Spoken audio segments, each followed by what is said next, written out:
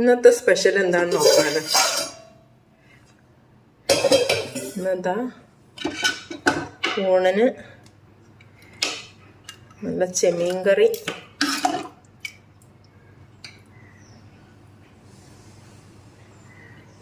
പിന്നെന്താ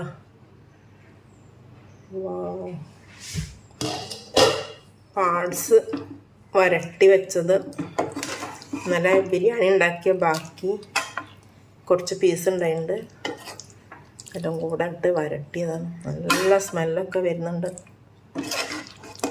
വേറൊരു ഇത് മതി നമുക്ക് ഒരുപാട് ചോറ് കഴിക്കാൻ.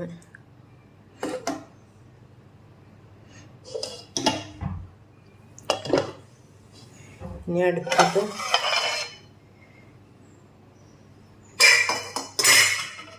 ചെമ്മീൻ ഫ്രൈ.